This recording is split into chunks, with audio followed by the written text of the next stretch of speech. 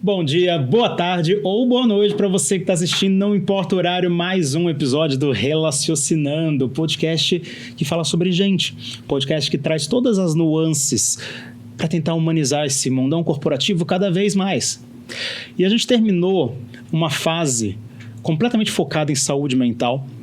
Trouxemos aqui médicos do trabalho, trouxemos aqui especialistas que falaram muito mais sobre a essência do ser humano e um pouco menos alguns assuntos fechados, mais técnicos, mais acadêmicos. Mas vamos trazer isso aí de volta? Vamos começar a falar sobre algumas coisas que são muito presentes no dia a dia desse mercado corporativo, do dia a dia dos colaboradores, dos times, da liderança. Aqui no Relacionando a gente fala muito sobre cultura, a gente fala sobre recursos humanos, a gente fala sobre comunicação.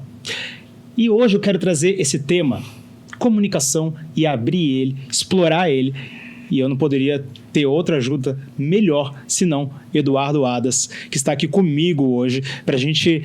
Vamos picotar bastante esse assunto da comunicação? Bora lá, Felipe. Obrigado pelo convite. É uma honra e um prazer estar aqui com vocês. Eu que agradeço. Antes de começar a gravação, a gente estava conversando sobre uma analogia muito legal da comunicação interna, que aqui no Relacionando todo mundo conhece como o primo ali do endomarketing, né? Mas você colocou ele de uma outra forma e eu adorei isso. Fala para mim sobre a outra comunicação interna, por favor. Então, vamos lá. Quando a gente pensa em comunicação, sempre vem ali duas ou mais pessoas, que é a comunicação interpessoal. Legal. E eu digo que essa é a segunda metade da comunicação, porque tudo começa na nossa autocomunicação, no nosso diálogo interno. Tudo começa em função das nossas crenças, né, dos nossos valores, da nossa história pessoal, da nossa experiência. Então, a partir daí, você tem as suas crenças e essas crenças definem muito como você se comunica, o que você fala e, principalmente, o seu estado emocional. Então, dependendo da qualidade do seu diálogo interno, ele pode te ajudar ou te atrapalhar. Sim. Então, no extremo, ele pode te ajudar se você tem um estado emocional positivo, ou seja, você tem mais segurança, você trabalha melhor a sua autoestima, você vai mais seguro para a sua comunicação interpessoal. Agora, tem um outro extremo que é o domínio, a falta de domínio emocional. Lá na pontinha tem um termo que eu uso muito, que é o sequestro emocional. Sequestro emocional. Que é quando as emoções tomam conta dos seus comportamentos. Ou seja, vou dar um exemplo bem simples, né? Você está lá no carro e alguém te dá uma fechada e você fica furioso e você quer tomar satisfações daquela pessoa. Ou seja, as suas emoções tomaram conta do seu comportamento. E a partir dali você sabe lá o que você vai fazer. E isso acontece muito quando a gente fala no mundo corporativo, muitas vezes quando você precisa fazer uma apresentação em público. E a pessoa fala, eu morro de medo de falar em público. e quando ela é exposta para falar em público, seja numa reunião, seja num evento, seja numa convenção, a adrenalina vai lá em cima, né? E a pessoa entra num sequestro emocional, muitas vezes. A pessoa que não tem muitos fatores para isso, claro, a gente pode explorar aqui. Ou seja, é o domínio emocional que define os nossos comportamentos, basicamente, né? E o corpo todo acaba respondendo, né? Tem gente que fala que, mesmo acostumado a fazer uma fala em público, antes de entrar, tem uma dor de barriga. Sem dúvida. E ali tem um pouco do medo do julgamento, né? Mesmo essa pessoa já estando acostumada a fazer uma exposição de si própria, né? Eu digo o seguinte, eu faço a seguinte relação. As pessoas, no fim do dia, não têm medo de falar em público. As pessoas têm medo de falhar em público. Por quê? Se você, Felipe, você tivesse a certeza que você fosse brilhar. E claro que para que você brilhe dentro de uma reunião, dentro de um palco, em cima de um palco, tem vários fatores. O primeiro deles é conhecimento técnico, é você dominar aquilo que você fala. Esse é o ponto de partida, né? A pessoa se sentir segura tecnicamente. Sim. Começa por aí. Depois, se você tem claro a narrativa que você vai utilizar dentro daquele contexto e você está seguro que aquela narrativa tem um roteiro bacana, tem um roteiro que desperta interesse, tem um roteiro que prenda atenção e, consequentemente, vai fazer as pessoas gostarem, né, da sua participação. Sim.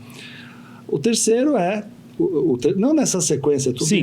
tudo em paralelo. 3 pontos, estamos passando. Terceiro, porém não último. Exato. É justamente a qualidade do seu diálogo interno, porque o seu diálogo interno, como a gente conversou há pouco, define o seu estado emocional, tá certo? E tem a parte também da oratória, né? Da qualidade da sua oratória. E a qualidade da oratória tem muito a ver com as suas experiências passadas e o quanto você ensaiou para aquele momento. Sim. Porque muitas vezes as pessoas negligenciam ou subestimam o ensaio. E é isso que, no fim do dia, faz a diferença. Você se preparar para aquele momento decisivo. E esse sou eu, viu? Eu tenho um problema muito sério com o ensaio, porque por algum motivo na minha cabeça ele rouba a espontaneidade da coisa. E eu fico com medo de não ser autêntico e espontâneo o suficiente, porque eu já falei aquilo várias vezes. Só que, cara, no início do Raciocinando, eu errava os inícios, as aberturas e os encerramentos demais. Hoje, já gravando mais de 30 episódios, já a coisa muda de figura, né? Mas tem uma questão aí, Felipe, que não é você decorar nada. Ah, sim. É você ter na sua cabeça o começo, meio e fim, as partes. Porque quando você faz uma apresentação, pode ter certeza que se você fizer 10 vezes aquela apresentação, você vai fazer 10 vezes diferente. Você nunca vai fazer exatamente igual. Óbvio que se você faz 1000 vezes, acaba apertando o play e sai falando. Mas normalmente o importante é você saber como que deve ser a sua introdução, né? A introdução que desperta interesse, o que você vai falar que seja relevante para o público e, ao mesmo tempo, para o seu objetivo. Porque essa é você separar o joio do trigo, né? Quem é o seu público, né? E o que realmente importa para ele. E, ao mesmo tempo, para o seu objetivo, obviamente. Então, quando você tem isso claro, você começa a selecionar melhor os argumentos que você vai utilizar, né? Você começa a definir melhor aquilo que de fato é relevante para o público. Eu conversei recentemente com o Diego, que é o meu braço direito lá na agência, na Arte pela Arte, e eu agora estou nessa pegada de palestrar e tudo mais, e eu olhei e falei, cara, tipo, é o meu sonho, é o meu desejo, é a profissão que eu gostaria de seguir. E ele virou e falou, cara, você é doido, como é que esse negócio de falar em público, de subir num palco, cara, eu não conseguiria fazer, só se fosse na época que eu tocava meu baixo na banda, tal, etc. Eu falei, tá, mas qual que é a diferença então? Se quando você subia no palco com o seu contrabaixo, você mandava ver, qual é a diferença? É porque eu acho que provavelmente eu não iria errar, né? Porque eu sou bom no contrabaixo e tudo, mas eu falei, pois é o medo de errar, o medo de falhar que te faz. Como é uma coisa que você não está acostumado a simplesmente falar, existe o medo de errar, mas o contrabaixo você não tem medo de errar. Exato. Né? Então... Agora, pegando esse exemplo do contrabaixo, quanto mais você ensaiar... Sim. Né? Mais seguro você vai estar do seu desempenho ali na hora. Exatamente. E acho que um outro exemplo que é muito bom, nem todo mundo tem um ouvido suficientemente bem treinado para pegar que ele errou aquele acorde ali. E na apresentação, às vezes, é quase a mesma coisa. Você falou uma palavra que não era para você falar, às vezes a pessoa nem percebeu. Exato. Ela está em outra vibe, né? Ela está absorvendo aquela história que você está contando. Exato. E aí que é importante que você citou, que é a autenticidade. E você, em primeiro lugar, para você ser autêntico, você precisa se sentir autêntico. Sim. Então, tudo começa, mais uma vez, tudo começa aqui dentro e fora é o resultado do que você projeta aqui dentro. E com relação à dificuldade, né, a medo de falar em público, eu me vejo como um grande exemplo. Poucos sabem, eu criei uma empresa de comunicação, a SOAP, há 20 anos, vai fazer 20 anos agora. E poucos sabem que até o final da minha adolescência eu tinha seríssimas dificuldades para falar em público. Eu gaguejava, eu era gago. Você era gago. Eu ficava gago, não é que eu era gago. Eu ficava gago em momentos de estresse. Uhum. Por exemplo, quando eu tinha que... Eu sempre lembro dessa história. No terceiro ano primário, eu fui o único a ficar de recuperação de português da minha classe. A única criança ali que ficou. Por quê? Porque justamente nas aulas de português, a professora fazia eu ler na frente. E ela sabia que eu tinha esse pânico, né? Eu sou uma pessoa introvertida, mas na época eu era introvertido extremamente tímido, né? Tímido e extrovertido são duas coisas distintas. Sim. Então ela me chamava e eu travava ali na frente, eu gaguejava, eu ficava nervoso, eu ficava roxo e sofria muito bullying e eu precisei trabalhar isso. E foi justamente a superação dessa minha dificuldade que fez eu perceber o valor da comunicação, não só para a minha vida pessoal, mas depois da minha vida profissional no dia a dia de trabalho. Quando eu sou engenheiro, fiz engenharia, trabalhei 15 anos fazendo consultoria para empresas e justamente para fazer com que os meus projetos fossem adiante, eu tinha que me comunicar bem para os públicos das empresas para mostrar como aquilo ia melhorar a vida das pessoas. Sim. E eu tinha que fazer isso. E obviamente, a adrenalina sempre vem. Aliás, o dia que faltar adrenalina, perde a graça. O problema é a dosagem da adrenalina. Eu sempre lembro de uma entrevista que eu assisti do Frank Sinatra, ele assim, bem no final da carreira. Ele dizia o seguinte, ele contou que até o último show ele subia no palco com a mão gelada, suando e ficava nervoso. Olha só, Frank Sinatra. Se o Frank Sinatra né, fez esse depoimento e é dessa forma, né, eu também tenho direito. Eu também tenho direito. Então, tudo é uma questão de você dar um novo significado para aquela situação. Porque muitas vezes as pessoas, a maior parte das pessoas, eu vou generalizar aqui, claro, elas têm o medo de falar em público. O medo de errar, de falhar, de ser julgado, enfim. Agora, quando você transforma aquele momento, né, você dá um novo significado, não é uma ameaça, é uma oportunidade para eu mostrar o meu valor, né, uma oportunidade que vai me dar visibilidade profissional. Para isso, eu vou treinar, eu vou ensaiar, eu vou estruturar minha narrativa. Então, quando você faz isso, você naturalmente começa a virar essa chavinha. Poucos sabem que o Steve Jobs, que era conhecido como um grande apresentador, foi um dos maiores de todos os tempos, ele treinava 2 dias antes, exaustivamente. Antes dele ter de um grande evento, Sim. Ele ensaiava, ele simulava situações saia justas, ele simulava perguntas, enfim, ele se preparava. E mesmo assim ele ficava nervoso. Pensando numa pessoa perfeccionista e detalhista. Perfeito. Né? E mesmo assim, o Steve Jobs, ele era uma pessoa introvertida. E ficava nervoso. Só que ninguém percebia. Por quê? Porque aquilo já estava incorporado nele, né? Aquilo não era uma surpresa, ele não era pego de surpresa. E mesmo assim, os imprevistos acontecem. Sim. Papo bom é isso, vai fluindo e eu esqueci até de fazer a abertura do programa. Então, roda a vinheta aí.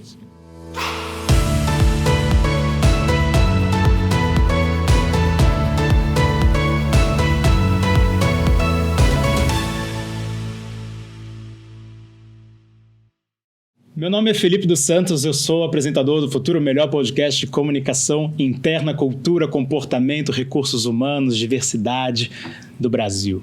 A gente está já aproximando mais ou menos ali dos 1.500 inscritos no YouTube e para que isso seja cada vez maior, se inscreve no canal também. Se você ainda não fez isso, se inscreve, compartilha esse episódio com outras pessoas, com seus pares, de repente, que possam se interessar por esse assunto que a gente está trazendo aqui de uma forma bastante ampliada, mas que a gente vai passar por nuances aqui muito interessantes, principalmente no que diz respeito ao corporativo. Então, conto com você. Lucas, põe pra gente, por favor, na tela o LinkedIn do seu Eduardo. Seu Eduardo já disse que não é para chamar de senhor, é para chamar de Eduardo, lógico. Pelo amor de Deus. Eduardo Adas, mentor de executivos, palestrantes e startups para momentos decisivos de comunicação. Adorei. Sócio fundador da Soap, que é uma agência focada em comunicação em momentos decisivos. A Soap tem duas frentes de atuação, tem a frente de consultoria para a criação de apresentações em convenções, eventos, apresentações institucionais, e tem a frente agora há 12 anos. Há 12 anos, a Soap vai completar 21 anos agora. Há 12 anos nós criamos a frente de treinamentos em comunicação. Ok. E tem uma ampla variedade de treinamentos. É aí que você diz que tem a mentoria, inclusive, para palestrantes, para... Então, aqui vale uma explicação. Passados 21 anos, a Soap hoje caminha com as próprias pernas, a Renata e a Carol tocam o negócio, e eu e o meu sócio, o Rogério, nós estamos no conselho, e somos um recurso da Soap. Então, legal, eu também dou palestras pela Soap, eu também faço workshops pela Soap, participo de projetos estratégicos. Agora, há pouco mais de um ano, eu abri uma carreira paralela e integrada à Soap, uma carreira solo. Ok. E nessa carreira solo, eu faço a mentoria de executivos, palestrantes e startups. Uhum. Qual que é o objetivo? Vocês, normalmente, esse pessoal te busca com que intuito? Qual é a solução que eles querem resolver? No caso dos executivos, muitas vezes, esse meu negócio eu nem divulgo, porque é muito boca a boca, né? Um indica para o outro, sou apenas eu, né? Uhum. Eu sou a empresa. E no caso, são pessoas que querem a minha ajuda além da comunicação. Tá. Ou seja, você tem uma reunião importante, uma reunião de conselho, você tem assuntos que você quer tratar de uma forma muito privada. E claro que isso envolve muita confiança, por isso que eu nem divulgo esse trabalho, eu nunca vou divulgar quem são os meus clientes. Sim, faz todo sentido. Jamais, mas eu faço essa assessoria pessoal, e também em momentos decisivos, né? Só que é um trabalho pessoa a pessoa, para uma pessoa especificamente, né? Já no caso das palestras, são principalmente palestrantes profissionais. Que já estão atuando no mercado, e muitas vezes pessoas que estão numa virada de carreira, altos executivos que já estão num nível que já desejam compartilhar conhecimento, assim como eu, né, fazer uma pequena virada de carreira do ponto de vista pessoal, né? Eu sempre estou conectado à Soap, mas eu tenho esse caminho natural e paralelo, afinal de contas, depois de 21 anos, a empresa já é como um filho, né? Que bateu asas e você está sempre por perto ali querendo ajudar, mas você continua dentro da sua carreira, da sua vida, carreira solo. E eu tenho também startups, né? Que lá dentro do Learning Village é um hub de inovação da HSM, da Singularity. Eu gostei do nome, Learning Village. Learning Village, fica na Vila Madalena, um hub de inovação maravilhoso. Tem ali grandes empresas, startups e consultores, e eu faço parte também desse ecossistema na consultoria para startups nos seus momentos decisivos, quando você precisa fazer um elevator pitch, por exemplo, para o investidor.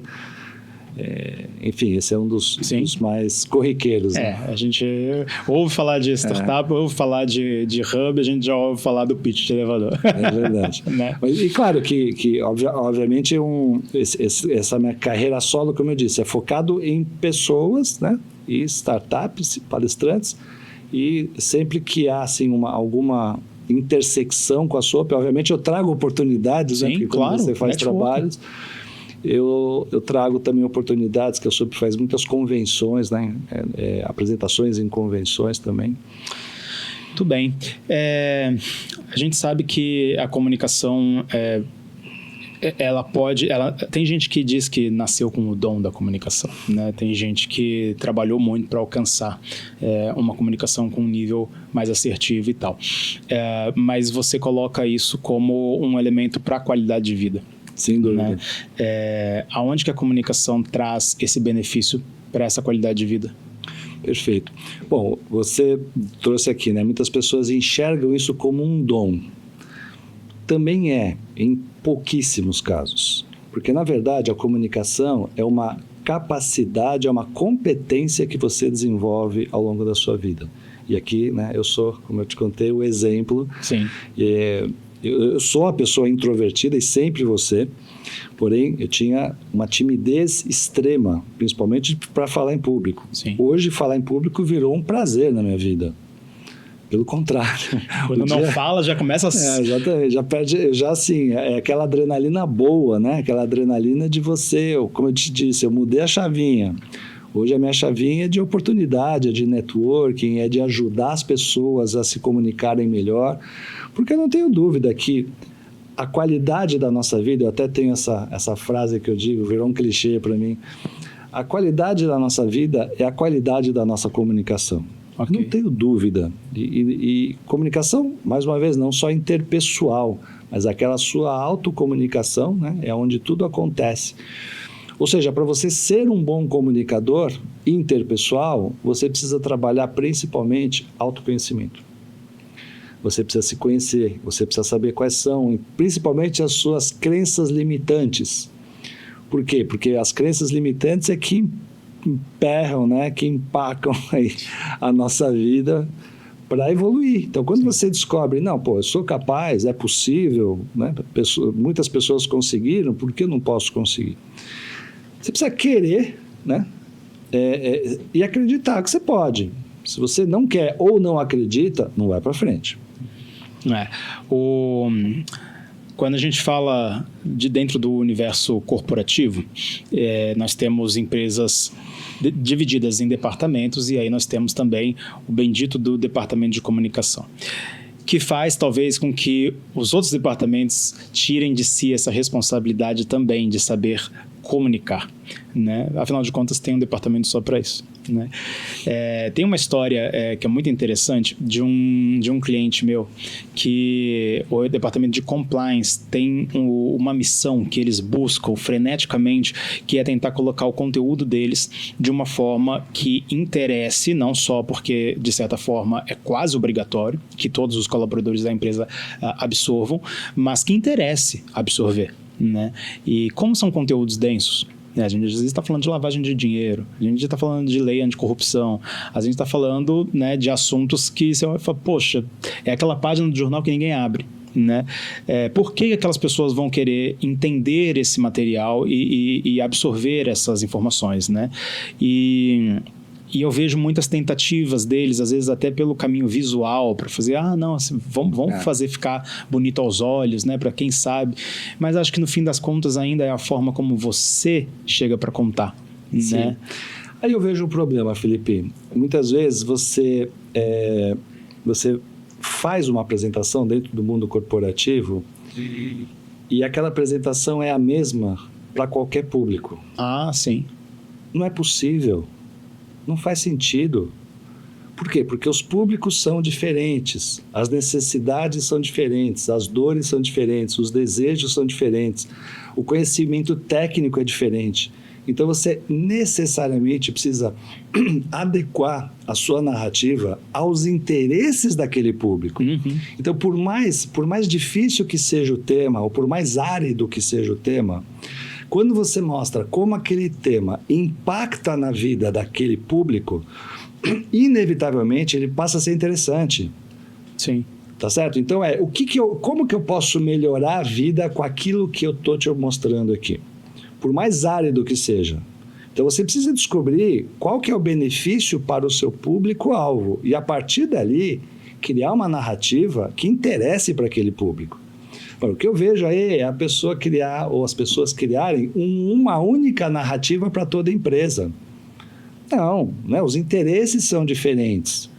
Quando você fala com o C-Level, quando você fala com pessoas de liderança, quando você fala com pessoas de áreas diferentes, e até as pessoas com histórico diferentes, com limitações, muitas vezes de linguagem, né? São questões técnicas.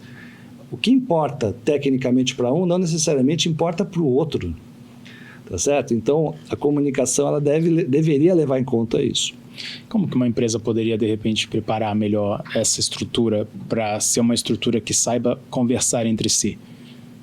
Veja, eu vejo o processo em 4 etapas, basicamente. Tá? Eu vejo um processo de você, primeiro, definir uma estratégia para aquele contexto. Então ok, eu preciso me comunicar. Em qual contexto? Quem é o meu público? Quem é o meu público-alvo? Qual que é o perfil do meu público? Qual é o meu objetivo com aquele público? E o objetivo aqui eu quero trazer em 2 focos, tá? A vida como ela é. Você tem um objetivo explícito e você tem um outro objetivo que eu rotulo como agenda oculta, que é o meu objetivo. Ninguém precisa saber. A pessoa pode até deduzir qual que é, tá certo? Mas isso tem que estar claro.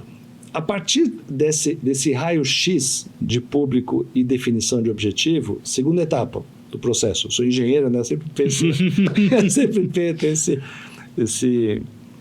estou acostumado a pensar dessa forma, de processos, de passo a passo. O segundo ok, dado este contexto, agora eu vou definir o quê? Uma narrativa.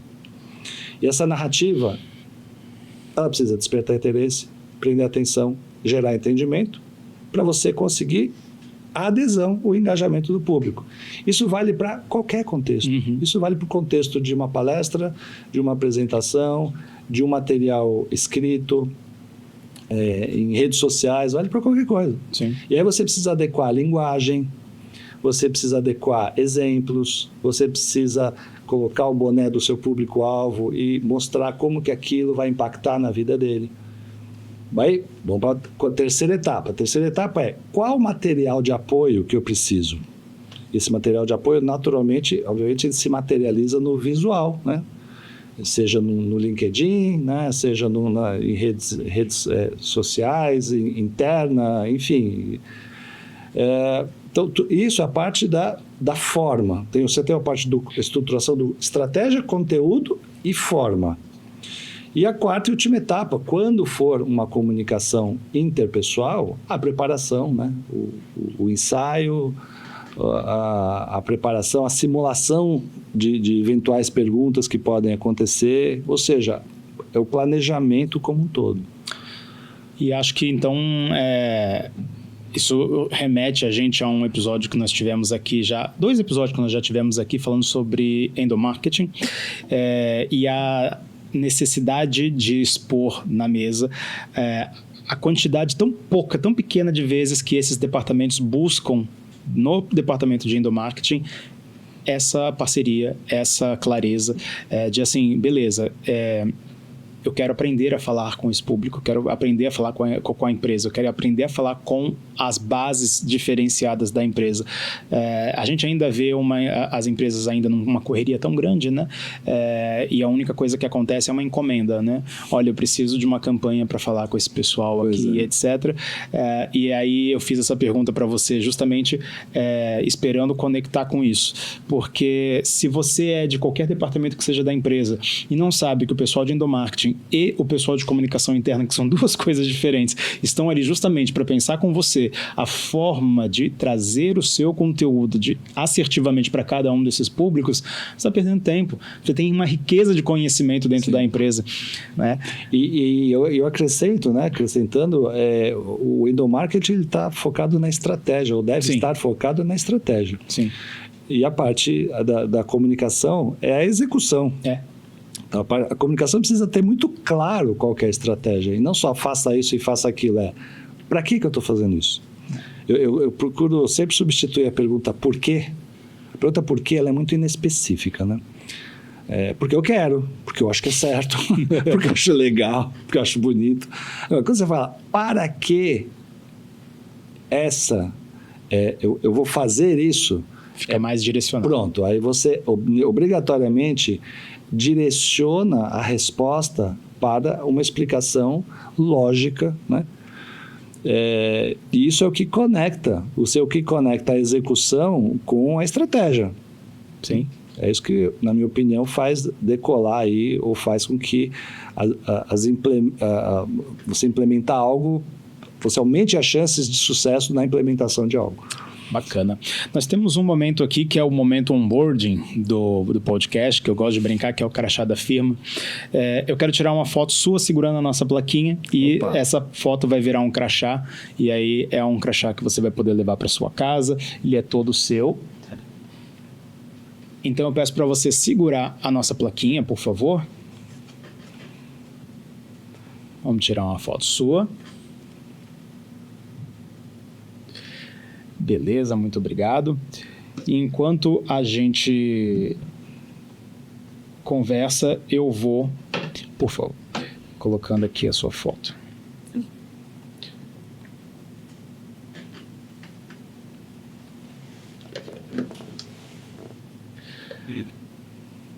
Beleza. Enquanto a nossa foto sai e revela aqui, queria te perguntar uma coisa. Ainda existe, grande parte das empresas, uma deficiência muito grande no que diz respeito à comunicação da liderança com as suas equipes. E eu imagino que seja algo até que as próprias empresas tenham hoje um hábito de tentar treinar essas pessoas para que consigam desenvolver ali uma comunicação mais eficaz, né? O que o líder deveria hoje ter em mente na forma como ele se comunica com essas pessoas, tanto para realmente trazer uma produtividade, resultados, etc., mas também para criar um ambiente mais harmonizado? Bom, em primeiro lugar, eu acho que todas as lideranças devem estar conectadas e compreender a cultura da empresa, né? Começa por aí. A empresa tem uma cultura, tem um histórico, e é muito importante que essa liderança esteja conectada ao propósito, né? Hoje a palavrinha propósito aí está presente em tudo. Virou um clichê corporativo e um clichê necessário e importante. Então, quando você alinha a liderança ao propósito do negócio, né? Aos valores do negócio, a partir daí, cabe à liderança compartilhar isso, ou pulverizar isso, né? Ou conquistar o engajamento dos mesmos propósitos e valores para a empresa, para os seus liderados. Os propósitos e valores da empresa ou... Sim, a liderança é um meio, né? Sim. É um meio. A liderança faz a ponte. A liderança, que eu digo, a liderança positiva, né? Não a liderança tóxica, é aquela que lidera pelo exemplo e não apenas pelo que a pessoa fala, né? Muitas vezes você vê aí muitos líderes que falam, mas não praticam aquilo que falam. Sim. Então, esse é um grande problema que eu vejo aí no mundo corporativo. E muitas vezes as lideranças, elas estão saturadas. As lideranças hoje estão... Eu vejo muito burnout, né, nas empresas, eu vejo muita... Então, há lideranças que precisam de ajuda.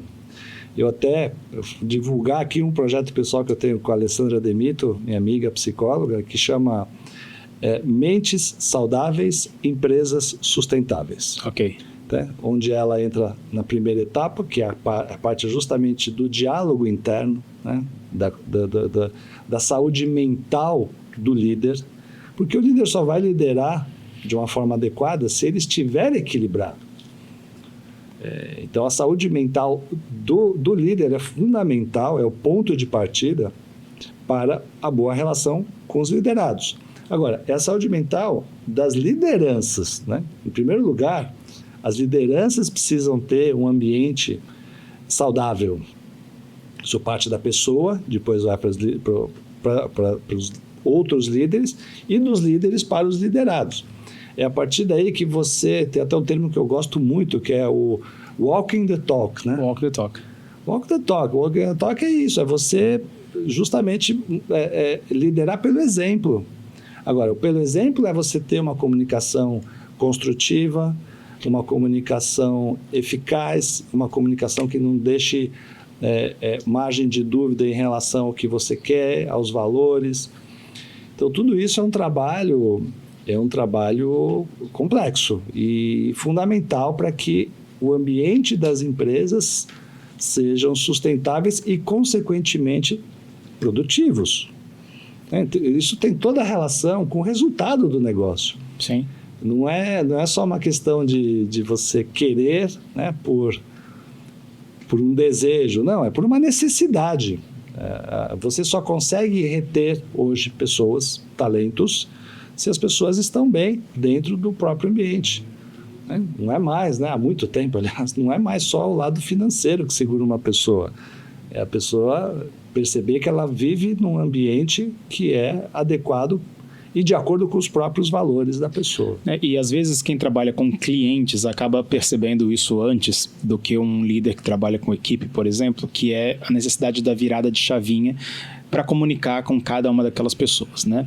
A forma como eu converso com o cliente A não é a mesma forma que eu converso com o cliente B e por aí vai. Alguns líderes acho que entendem que aquela equipe fala-se de um jeito só com eles, né? E nós temos pessoas de vivências diferentes, experiências diferentes ali, crenças diferentes e etc. Cada um ali tem sim uma forma de falar. Talvez a gente tenha um Eduardo das antigas lá, que ainda é mais introvertido, né? Que fala de um jeito diferente, mas talvez a gente tenha uma outra pessoa, né, inquieta, que fala pelos cotovelos e etc. Como é que você pega essa galera toda e fala com cada um deles para que a mesma informação chegue, né? Então, vamos lá. Aqui eu vou fazer uma breve provocação para todo mundo. Falar pelos cotovelos já é uma evidência de uma má comunicação. Ah, é? Sem dúvida. Boa. Aliás, falta de condução, é isso? Exato. Veja, o extrovertido, o bom comunicador, não é necessariamente extrovertido, pelo contrário. Sim. O contrário, tem um livro da Susan Cain, O Poder dos Quietos, que justamente ela tem uma tese que é oposta. Eu adoro a palestra dela. Então, o que ela afirma ali na essência, né, já dando spoiler para quem não leu o livro, é que os introvertidos conquistam a confiança das pessoas mais rápido do que os extrovertidos. Não que os extrovertidos não conquistam, não é isso, mas é que você consegue credibilidade, muitas vezes, com pessoas mais introvertidas. A rapidez, né, que você consegue, a confiança, a conexão que você consegue. Então, veja, mais uma vez, eu quero derrubar esse mito que, para você ser um bom palestrante, você precisa ser extrovertido. De forma nenhuma. Pelo contrário, às vezes uma pessoa muito extrovertida, ou que quer ser engraçada demais, ela muitas vezes... Queima largada. Queima largada, fica fora de contexto, vira uma pessoa muitas vezes prolixa, né? Tem até, se você pega essa palavrinha prolixo, é prolixo, né? É prolixo. De certa maneira. Não significa isso. A origem, na verdade, não é essa. Mas é uma analogia também. É o que não é relevante para o público. Uhum. E a pessoa, muitas vezes, está focada só no seu próprio ego. E isso prejudica, porque ela acha que ela está se comunicando bem, só que a pessoa é aquela pessoa que não necessariamente o cliente quer próximo dela. Para o seu próprio ego. Adorei, porque acho que isso responde bem à história da pessoa que acha que aquela comunicação que ela está fazendo é suficientemente boa da forma como ela está fazendo. Comunicação boa é uma comunicação empática, é uma comunicação que respeita o ponto de vista do público, que respeita os valores do público. É uma comunicação que tem a escuta, que tenha muita escuta ativa. Ou seja, a primeira grande qualidade de qualquer comunicador não é falar, é saber escutar, é fazer as perguntas certas, é entender as necessidades do público, é entender os desejos, é entender as crenças e, a partir dali, saber lidar com aquilo. Veja, entender e escutar não significa concordar, de forma nenhuma. Significa você respeitar que a pessoa tem aquela crença, tem aqueles valores pelos seus próprios motivos. E aí que vem uma narrativa, né? Muitas vezes essa narrativa tem diversos formatos. Por exemplo, o storytelling entra, né? Nesse momento, quando você conta histórias com o objetivo de trazer um contraponto a alguma crença. O pior jeito de você começar uma apresentação é você bater de frente com a crença do outro. É declaração de guerra, porque crença faz parte da minha identidade. Sim. Agora, quando você conta uma história que traz um contraponto, é como aquele filme que você assiste e fala, opa, nunca pensei nesse ponto, dentro desse ponto de vista. E você começa até a rever um valor, né? Você começa a reavaliar, pronto, você jogou a sementinha da mudança. Se esse for o objetivo, mudar a crença de alguém. Porque uma das coisas mais difíceis de uma pessoa fazer é se colocar de verdade no lugar de outra pessoa. E a gente fala se colocar no lugar, já está ficando batido isso, mas é ela realmente se permitir imaginar uma outra situação na qual aquilo possa fazer sentido. Na verdade, não existe empatia 100%, porque você só vai... É só o outro que sabe realmente o que está acontecendo dentro do mundo dele. Sim. Agora, você demonstrar de fato, né, e ir nessa direção, já mostra que você está procurando entender, respeitar e validar aquilo que a pessoa pensa. Sim, e a partir dali você traz os seus argumentos. Não é você trazer os seus argumentos de uma forma única.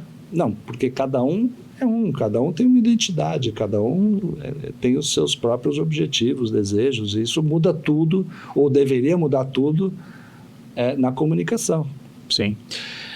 Seu crachá está pronto, vou entregar para você. Obrigado. Valeu, Felipe. Bem-vindo aí à turma do Relaciocinando. Se quiser mostrar para a câmera aí como é que ficou. Muito bom. Se quiser usar, fica à vontade. Pode levar para casa. Obrigado.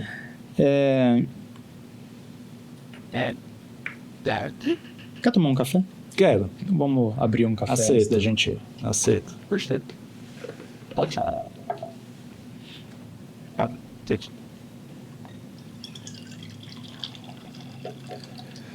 Obrigado. Cafezinho para você. Eu gosto de colocar bem perto do microfone, que é para as pessoas que estão ouvindo a gente pelo Spotify poderem ficar com vontade, né? E se você é uma pessoa que está só assistindo, pausa, vai fazer o seu, acompanha a gente nesse café aqui. Seguinte, nós tivemos, talvez, eu acho que tenha sido o terceiro episódio de quando o Relaciocinando estreou, que foi com a Daniele Lopes, e ela sentou na cadeira para falar sobre feedback, tá? A cultura do feedback. E você tem, eu acho que uma palavrinha que mais assusta um recém-chegado na liderança é o tal do feedback. Porque até outro dia ele não tinha que dar nenhum tipo de parecer para outras pessoas enquanto ele trabalhava. A partir de agora ele tem, né? E acho que o maior pesadelo de quem vai passar a dar feedbacks é quando ele ouve, depois do feedback, não concordo com isso.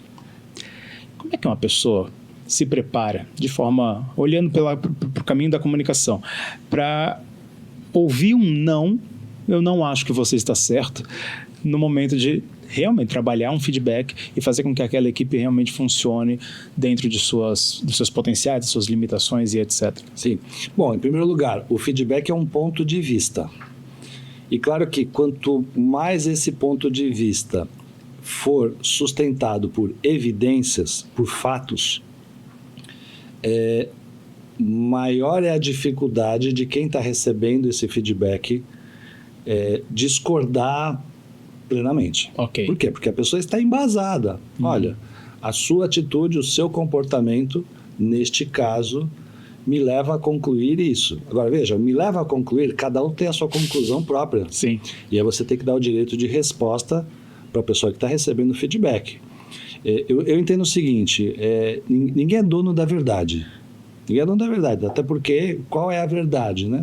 Existe um objetivo da empresa, né? Um objetivo daquela função, daquela pessoa, e ela precisa exercer atividades, etc. E, obviamente, precisa ser avaliada por isso. Agora, uma avaliação simplesmente por eu acho, né? Não funciona. Levanta hipóteses e não conclusões. Sim. Né? Agora, quando você fala assim, olha, eu não acho, e as evidências que me levaram a esta conclusão foram estas, em primeiro lugar, você está exercendo a transparência e você está trazendo evidências para que a pessoa possa, se for o caso, né? Se no caso que você trouxe um caso aqui da pessoa não concordar, ela tem todo o direito. Agora, é pior se ela não concordar e não falar nada. Ou seja, é um conflito aí que vai estourar a qualquer momento, de alguma forma. Então, quanto mais você abrir um canal da transparência e da confiança, é melhor. Melhor para todos os lados, certo? E tão importante ou mais importante não é o que nós falamos, é o como nós falamos. E muitas vezes as palavras algumas palavras indevidas que trazem alguma generalização, por exemplo, olha, você sempre faz isso. Pronto, existe um risco brutal, né? Da pessoa falar, não, como assim? E já é uma comunicação violenta, Pronto, né? já é uma comunicação violenta, já é uma comunicação que não associa, pelo contrário, ela afasta o outro. Agora, quando você mostra que a sua intenção é positiva, que você tem, que você está lidando com aquilo da forma mais transparente possível, a tendência é o outro retribuir. Na comunicação não existe certeza de nada, existe a probabilidade maior. Mas, sem dúvida, quando você é bem tratado, com respeito, com atenção, naturalmente, em condições normais de temperatura e pressão, a tua tendência é retribuir. É falar, não, para um pouquinho, não é nada pessoal. O foco está no comportamento específico. A pessoa não está me rotulando. Porque quando você passa a rotular alguém, pronto. Aí realmente fica difícil a convivência. Agora, quando você fala, esta atitude pode levar alguém a pensar, isso é diferente, porque você está focando no comportamento e não na identidade da pessoa. Então, só essa mudança de linguagem, não é você... por exemplo, quando você chega para alguém e alguém fala para o outro, você é inconveniente. Pronto, acabou a relação praticamente. Quando você fala, olha, você foi conveniente neste contexto específico e eu vou te explicar quais foram as suas atitudes que levaram as pessoas a enxergar dessa forma, na pior das hipóteses, você está dando oportunidade para a pessoa se explicar, se defender e até reconhecer talvez que esteja errada e mudar. Né? Se essa for a intenção. Sim. Porque se não for a intenção, acabou. Ruptura, aí não tem mais jeito mesmo. Né? E a gente tem o momento da gestão de conflitos também, né? Quando, na verdade, esse personagem central aí deixa de ser só ele, passa a ter mais um, e a gente tem uma gestão de conflito aí acontecendo, né? O comunicador, o líder comunicador, se sai como nessas horas? Exato. Veja, eu prefiro o tema solução de conflitos, né? Ou tentativa de solução, porque gestão vamos às vezes jogar embaixo do tapete. Não é por aí. Quanto mais... Isso é o que eu acredito, né? Quanto mais... Eu acho que o grande objetivo de qualquer contexto de comunicação, seja de venda, seja de você motivar alguém, seja de você explicar algo para alguém, é a confiança, a conquista da confiança. Quando a outra pessoa confia em você, o canal fica aberto e positivo para se chegar num bom termo. Agora, quando há ruptura da confiança, por melhor que a pessoa seja tecnicamente, desconectou. Então, agora, para que haja confiança, você tem que ter transparência, respeito, mostrar que você está tentando entender, compreender, não só colocar a sua opinião, né, saber escutar até o fim, não generalizar. Então, você tem, enfim, muitas técnicas e focos, né, de comunicação assertiva. Veja, a comunicação assertiva não é nem violenta nem passiva. Comunicação assertiva é você falar aquilo que você deve falar, o que você quer falar da forma mais adequada. Com a clareza que você já disse que é o objetivo, né, e conseguir o resultado disso. Exato. Né? Isso conecta confiança. Muito bom. O nome da sua agência, SOAP, tem as letrinhas, elas têm um significado, né? State of the Art Presentations, apresentações no estado da arte. Legal. E apresentações, a palavra apresentação para a gente, ela extrapola um material, tá? Eu ia entrar justamente nisso. Legal. Por favor. Bom, a palavra apresentação para a gente, ela passa por várias etapas, né? Como eu já vou repetir rapidamente. Estratégia, narrativa, eventualmente o apoio visual. Não necessariamente, tem muitas apresentações que você não tem apoio visual. Sim. Muitas palestras, inclusive. E a parte da performance, do cuidado com a performance. Então, assim como um filme, né? Quando você vê um filme do Oscar, a última coisa que do processo de criação de um filme é a filmagem. Sim. Agora, você tem toda a estratégia. Qual é a moral da história do filme? Quem são os participantes? Quem vai ser o protagonista? Você tem toda a estrutura. Qual que é o roteiro? Você vai validar esse roteiro, você vai fazer o script de cada cena, etc, etc, etc. Só a partir dali que você vai filmar, que é o apoio, né? o visual. Da mesma forma, uma apresentação, né? Uma apresentação não é sinônimo de PowerPoint. Aliás, você pode fazer uma apresentação no Flipchart, Sim. no quadro, né? Eu já vi grandes apresentações, grandes palestras que a pessoa só fez no discurso. O próprio elevator pitch, né, que são narrativas rápidas, em tese deveriam ser de alto impacto, são apresentações de 1 a 5 minutos. Que você faz no corredor da empresa, no cafezinho, quando você conhece alguém no evento. Tem aquela que o rapaz, acho que é Simon alguma coisa, né? Que ele fala sobre Simon Sinek?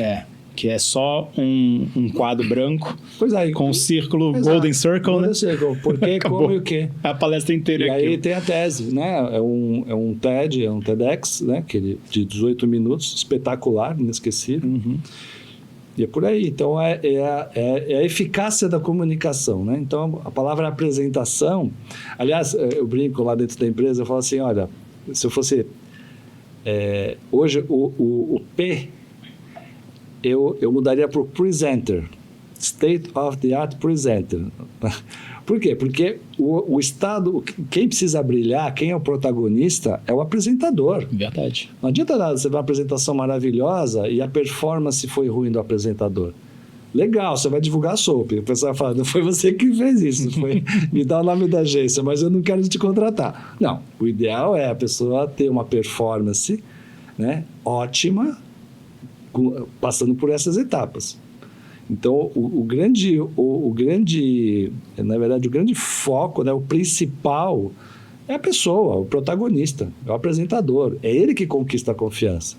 Sim. Todo o resto é um apoio para aumentar as chances de conquistar a confiança. Aliás, uma apresentação não é um fim, né? Não. A apresentação é um meio para aumentar as nossas chances de sucesso dentro de uma reunião, dentro de um evento. É um passar ali, né? Exato. Ela está dentro de uma estratégia. E a pessoa que está assistindo agora e está ouvindo pergunta, nossa, mas por que eles saíram de feedback, de liderança, de comunicação, etc. Estão falando de apresentação, de PowerPoint, etc. Não só o produto principal da SOAP ainda é a apresentação. É a consultoria. Né? A consultoria. Eu digo o seguinte, eu defino muito bem a SOAP como a consultoria para momentos decisivos de comunicação, onde você tem uma ou mais pessoas como seu público. Como também a gente sabe que a apresentação é uma das formas mais conhecidas dentro de uma empresa para que um setor, a própria empresa em si possa se comunicar e mostrar o seu valor. Mostrar o seu valor. Né? É ali que talvez seja o momento daquele departamento falar. Claro. Né? E a gente estava falando antes de entrar na gravação justamente sobre isso. Né? Nós temos propósitos parecidos nas nossas agências. Né? Eu não acredito muito no conceito de concorrência, eu acho que tem cliente para todo mundo e depende de como esse cliente conecta com a tua história que você está contando, né? Tem aquele cliente que se conecta com a história da Arte pela Arte, tem quem se conecta com a SOAP. Por isso que estamos aqui, Por isso que estamos aqui. E acho muito interessante porque com a minha bagagem também eu tenho visto muito de pessoas que são afoitas para mostrar conteúdo e eu já vi apresentador sumir, literalmente sumir da frente da apresentação porque tem tanta coisa que precisa ser vista e consumida de um único slide que ele desaparece. Então, e aí eu quero separar bem o que eu chamo de apresentação. Uhum. Não é porque você usa o PowerPoint Sim. que você faz uma apresentação, porque você pode usar o PowerPoint para mostrar um relatório. Isso não é uma apresentação. Uma coisa é você falar, vou explicar este relatório. E aí você vai por bullet. Outra coisa é, eu vou agora fazer uma apresentação sobre as minhas conclusões desse relatório. É outra coisa. Eu posso apresentar uma pessoa e eu não preciso de slides para isso. Não, né? e veja, você culpar o PowerPoint pelas apresentações serem chatas é o mesmo que você ficar com raiva da sua TV porque você acabou de assistir um filme ruim. A culpa não é da TV. Pronto. A culpa não é da TV, pelo contrário. A TV aceita qualquer coisa. Até Excel, até Word, Agora, não deveria, né? Deveria ter. O Steve Jobs, ele só tinha imagens, no máximo uma palavra na tela. Brené Brown. O resto do roteiro estava nele. O roteiro está nele. Impressionante. Às vezes eu vejo a palestra da Brené Brown, são só fotos. Fotos. Foto de um cara. E aí ela vai falando. E você vai falando, cara, ela podia não ter nada disso que a gente ainda ia estar prestando atenção nela. Não, e eu vejo as pessoas falando, não, porque o PowerPoint é assim, eu prefiro o Keynote, eu prefiro o Prezi, tudo igual. Só muda quem define o formato, como você vai usar, é a pessoa. Sim. E acho que vai depender também da forma como você quer contar essa história. Sem dúvida. Né? É o que você estava falando agora mesmo. Dependendo de para quem você está falando, talvez não caiba fazer uma apresentação, talvez caiba, de repente, trazer, não sei, como o próprio Simon, apenas um círculo, porque assim ali dentro você tem toda a sua explicação, a sua tese, né? As apresentações de PowerPoint, né, que são as mais conhecidas, elas ainda são o produto mais utilizado como meio de comunicação no dia a dia ali das empresas, né? E é uma ferramenta poderosa, desde que seja utilizada da forma adequada. Sim.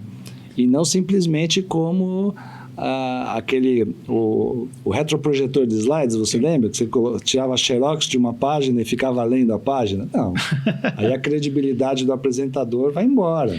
E é interessante porque a gente estava falando também sobre apresentações que enchem os olhos ou não, né? Dependendo do motivo pelo qual você está fazendo aquela apresentação, às vezes você tem que fazer a pessoa imaginar junto com você.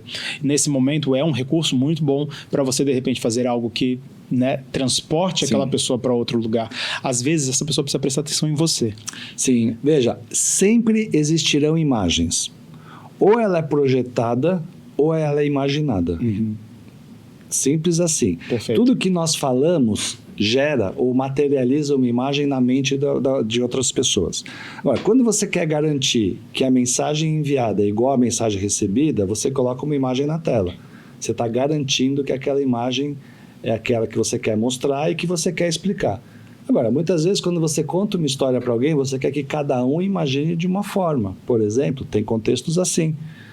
A pessoa construa o seu melhor cenário. E aí você não vai induzir a pessoa a ver uma imagem.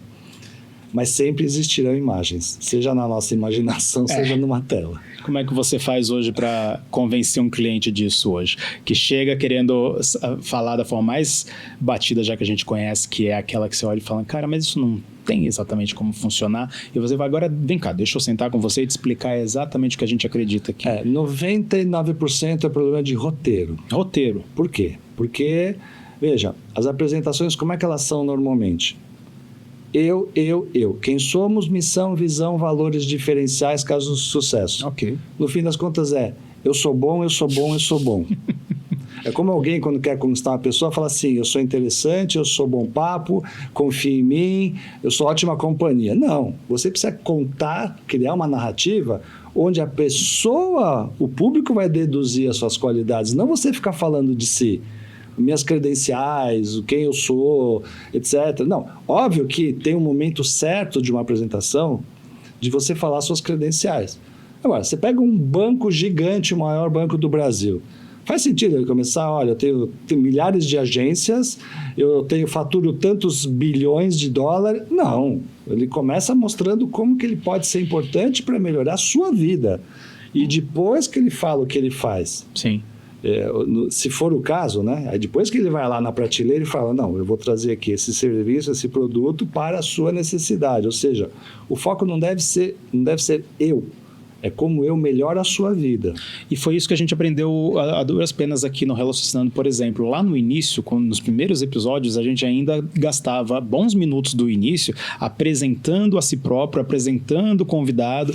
E a pessoa que realmente clicou porque viu o tema, se identificou com o tema e queria ouvir aquilo, ela tinha que esperar passar isso tudo para depois entender como aquele tema poderia agregar a vida dela. Sim. E a gente mudou isso completamente. A ideia não é mais ficar gastando do tempo inicial das pessoas, até porque elas... estão com pressa, né? Todo mundo está com pressa.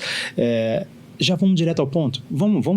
Vai ter tempo para apresentar, vai ter tempo para dizer exatamente quem nós somos. Perfeito, né? Felipe. Isso mostra que a comunicação ela deve estar em constante evolução, em qualquer nível. Sim. E por dizer isso, a pessoa que ficou com a gente até aqui, durante essa 1 hora de conversa, tem assistido na velocidade normal ou tem acelerado para ouvir mais rápido, que a gente sabe que tem desses, ela olhou e falou assim, beleza, isso tudo deu para compreender, só que é o seguinte... a minha empresa não tem exatamente uma plataforma de learning, de desenvolvimento e etc., mas não quer dizer que eu não queira me aprimorar, não queira trabalhar a minha habilidade de comunicação ainda mais. Onde eu busco, o que eu faço, como é que eu posso desenvolver isso? Que caminhos que você diria para essa pessoa? Obviamente eu vou falar da minha empresa, que lá existem 16 workshops abertos em company. Ok. Eu tenho 2 livros escritos, o Super Apresentações e o Detone. O Super Apresentações é um best-seller e estou indo para o 3º aqui em off. Aliás, é a primeira vez que eu falo isso, ó. Primeira vez que eu falo isso. Exclusividade do Relaciocinando. Corta, que não é falar.